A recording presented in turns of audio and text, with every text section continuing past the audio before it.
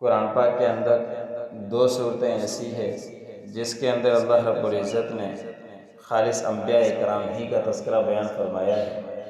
ایک صورت یوسف اور دوسری صورت نوح، کہ ان کے اندر اور اللہ رب العزت نے کوئی زیادہ وضاحت نہیں فرمائی، صرف یوسف علیہ السلام کا قصہ ہے اس کے اندر، اور آگے جو صورت آئے گی ایک صورت نوح، اس کے اندر بھی خالص نوح علیہ السلام کا قصہ ہے۔ صورت نوح کے اندر کچھ جزیات ایسے ہیں جو اللہ رب العزت نے دوسرے مقام پر بھی بیان فرمائے ہیں، لیکن یوسف علیہ السلام کا پورا قصہ صرف اسی صورت کے اندر ہے اور کہیں اللہ رب العزت نے بیان نہیں فرمایا۔ لیکن ان واقعات کے اندر بھی بڑی حکمتیں ہوا کرتی ہے، اور اللہ رب العزت ایسے واقعات نہیں بیان فرماتے اس کے اندر ہمارے نصیحت بھی ہوتی ہے، عبرت بھی ہوتی ہے۔ کتنی باتیں حضرت یوسف علیہ السلام کے واقعے کے اندر آئی، یعقوب علیہ السلام کا یوسف علیہ السلام کا واقعہ اس رکوع تک ختم ہوا کہ حضرت یوسف علیہ السلام نے صبر کیا، تقوی اختیار کی، تو اللہ رب العزت نے کہاں سے کہاں تک پہنچا دیا۔ اگر صبر نہ کرتے پھر اور تقوی اختیار نہ کرتے تو نقصان ہو سکتا تھا۔ کنویں کے اندر ڈالے گئے، صبر کیا، جیل کے اندر ڈالے گئے، صبر کیا، زلیخا نے اپنے گناہ کی طرف بلا لیا تو وہاں تقوی اختیار کیا تو اللہ رب العزت نے بادشاہت تک پہنچا دیا اور ملک کے وزیر اعظم بنا دیا۔ اور یہ صورت اسی لیے بھی نازل ہوئی تھی کہ حضرت یوسف علیہ السلام کے بارے یعقوب علیہ السلام کے بارے میں نبی کریم صلی اللہ علیہ وسلم سے آ کے کافروں نے پوچھا تھا کہ حضرت یعقوب علیہ السلام تو کنعان میں رہا کرتے تھے، وہ مصر کی طرف کیسے چلے گئے، اور مصر کے اندر وہاں حکومت بھی ہو گئی اور بیٹے سارے وہاں چلے گئے، کیا حکمتیں تھیں، کیسے وہاں پہنچے؟ تو اس کی بھی تفصیل اللہ رب العزت نے ان کافروں کو اس صورت کے ذریعے جواب دے دیا کہ کس طرح حضرت یعقوب علیہ السلام کنعان سے مصر کی طرف پہنچے تھے۔ آج کے آیت میں اللہ رب العزت نے فرمایا کہ یہ غیب کی باتیں ہیں جو ہم نے آپ کی طرف کی ہیں۔ اللہ رب العزت تو ہر غیب کو جاننے والے ہیں، دلوں کے رازوں کو بھی جاننے والے ہیں، جو سینوں کے اندر راز ابھرتے ہیں اس کو بھی جانتے ہیں، جو انسان اشارے کرتا ہے خواہ آنکھوں سے ہوں یا بھوؤں سے ہوں، سب کچھ اللہ رب العزت کے علم میں ہے۔ غیب کا علم اللہ رب العزت نے کسی کو بھی نہیں دیا، نہیں کسی نبی کو دیا ہے۔ غیب کی خبریں بتلائی ہے، جیسا کہ یوسف علیہ السلام کا پورا واقعہ غیب کی خبر تھی، لیکن اللہ رب العزت نے وحی کے ذریعے پورے قصے کو بیان فرما دیا۔ ورنہ حضور صلی اللہ علیہ وسلم نہ تاریخ کی کتاب پڑھے ہیں، نہ پڑھنا آتا، نہ کچھ امی تھے، ان پڑھ تھے، لیکن اللہ رب العزت نے وحی کے ذریعے پورا واقعہ بیان فرما دیا۔ تو اللہ رب العزت نے فرمایا کہ یہ غیب کی خبریں تھیں جو ہم نے آپ کی طرف وحی کی، اور یہ جس وقت منصوبے بنا رہے تھے، ان کے بھائی معاملات طے کر رہے تھے اور تدبیریں بنا رہے تھے، اتفاق کر رہے تھے کہ بھائی نے خواب دیکھا ہے اور اس خواب کو ختم کس طرح کیا جائے، ہم ان کو سجدہ کریں، یہ کیسے ممکن ہو سکتا ہے، یہ تو چھوٹا بھائی ہے۔ وہ اس طرح کے معاملات کر رہے تھے اور پھر یہ منصوبہ بنایا کہ ہم نے اس کو کنویں کے اندر پھینک دینا ہے۔ تو اللہ نے فرمایا کہ جس وقت یہ معاملات کر رہے تھے آپ اس وقت موجود نہیں تھے، اور آپ سے پہلے یہ کئی سال واقعہ پہلے ہو چکا تھا، لیکن یہ غیب کی خبریں تھیں جو ہم نے آپ کو وحی کے ذریعے دی ہے۔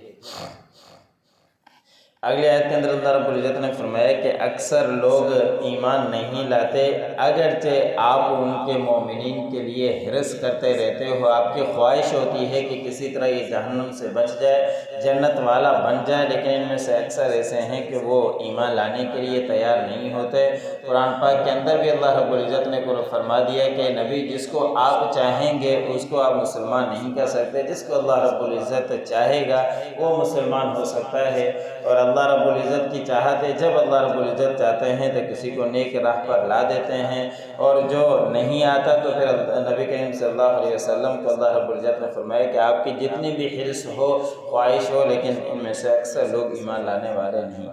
آج بھی دیکھ لیں کہ دنیا کے اندر کتنے مسلمان ہیں، کتنے کافر ہیں، زیادہ تر کافروں کی ہی حکمرانیاں چل رہی ہے، اور ملک بہت سارے کافر ہیں۔ آگے اللہ رب العزت نے فرمایا کہ آپ ان سے کوئی اجرت کا سوال نہیں کرتے، اجرت تو آپ کے اللہ رب العزت ہی کے ذمے ہیں۔ ہر نبی نے یہی کہا ہے کہ میں تمہیں صرف دعوت دے رہا ہوں اللہ کے لیے کہ تم جہنم سے بچ کر جنت والے بن جاؤ۔ کسی نبی نے بھی کوئی اجرت نہیں مانگی، نہیں کوئی لالچ کا اظہار کیا ہے، اور اللہ نے فرمایا کہ یہ نہیں ہے مگر جو بھی نبی آیا ہے یہ تمام جہاں والوں کے لیے نصیحت ہوا کرتی ہے، تاکہ وہ اس سے نصیحت حاصل کرے اور اپنے آپ کو سیدھے راستے پر لانے کی کوشش کرے۔ آگے اللہ رب العزت نے فرمایا کہ لوگوں کے لیے آسمان اور زمین انسانوں کے لیے کافی ہے نشانیاں، کہ انسان صرف آسمانوں اور زمینوں کے اندر غور و فکر کر لے تو انسان کو اور کسی چیز کی ضرورت بھی نہ پڑے، کہ کتنا بڑا آسمان ہے، اور جب سے دنیا قائم ہوئی ہے قائم ہے، دائم ہے، نہ اس میں درار پڑتی ہے، نہ ہلتا ہے، اور نہ ہی اس کے اندر کوئی ستون ہے۔ ہم معمولی سے بھی کوئی عمارت بناتے ہیں تو اس کے لیے ستون کا انتظام کرنا پڑتا ہے، بغیر ستون کی وہ ٹھہر نہیں سکتی۔ تو اللہ رب العزت نے فرمایا کہ صرف آسمان ہی کی اور زمین ہی کی نشانی ایسے لوگوں کے لیے کافی ہے جو غور و فکر کریں، سوچیں کہ اللہ رب العزت نے کس طرح یہ پوری کائنات کو بنایا ہے، اور اس کے اوپر گزرتے بھی ہیں، سب کچھ دیکھتے بھی ہیں، زمین کے اندر بھی چکر لگاتے ہیں، آسمان کو بھی صبح شام دیکھ رہے ہوتے ہیں، لیکن ان تمام باتوں کے باوجود وہ بہت سے اعراض کرتے ہیں اور نشانیوں کی طرف غور و فکر نہیں کرتے۔ آگے اللہ رب العزت نے فرمایا کہ نہیں ایمان لاتے ان میں سے اکثر اللہ پر، مگر یہ کہ وہ شرک کر رہے ہوتے ہیں۔ ظاہراً سب کچھ باتیں ان کے اندر موجود ہیں، ان سے سوال کریں کہ تمہیں کس نے پیدا کیا، جس کا قرآن پاک کے اندر تذکرہ ہے، وہ کہیں گے کہ اللہ نے۔ تمہیں رزق کون دیتا ہے؟ یہی جواب ملتا ہے کہ اللہ ہی رزق دیتا ہے۔ تمام باتیں کرنے کے باوجود بھی اپنے بت بنائے ہوئے ہیں، مشکل کشاں بھی ان کو سمجھتے ہیں، ان کے سامنے جا کے ہاتھ بڑھا دیتے ہیں اور سمجھتے ہیں کہ ہماری ساری پریشانیاں یہ بت ہی دور کرتے ہیں۔ اللہ نے فرمایا کہ ان میں سے اکثر لوگ ایمان لاتے ہی نہیں، بلکہ وہ شرک ہی کی طرف پڑے ہوئے ہیں۔ سب کچھ اللہ رب العزت کو ماننے کے باوجود بھی ان کو معلوم ہے کہ آسمان اللہ نے بنایا، زمین اللہ نے بنائی اور ہمیں اللہ نے بنایا، اس کے باوجود بھی بتوں کی پوجا کیا کرتے ہیں، اور ان میں سے اکثر لوگ ایسے ہی ہیں جو شرک کیا کرتے ہیں۔ ذَلِكَ مِنْ أَنْبَاءِ الْغَيْبِ نُوحِيهِ إِلَيْكَ، یہ ہیں غیب کی خبریں ہم وحی کرتے ہیں آپ کی طرف۔ وَمَا كُنْتَ لَدَيْهِمْ، اور نہیں تھے آپ ان کے پاس، اِذْ أَجْمَعُوا أَمْرَهُمْ وَهُمْ يَمْكُرُونَ، کہ جس وقت وہ اس معاملے کے لیے جمع ہو کر اتفاق کر رہے تھے اور وہ تدبیریں بنا رہے تھے، اس وقت آپ وہاں موجود نہیں تھے۔ وَمَا أَكْثَرُ النَّاسِ وَلَوْ حَرَصْتَ بِمُؤْمِنِينَ، اور اکثر لوگ ایمان لانے والے نہیں ہیں اگرچہ آپ ان کی ایمان لانے کے لیے حرص کرتے رہیں۔ وَمَا تَسْأَلُهُمْ عَلَيْهِ مِنْ أَجْرٍ،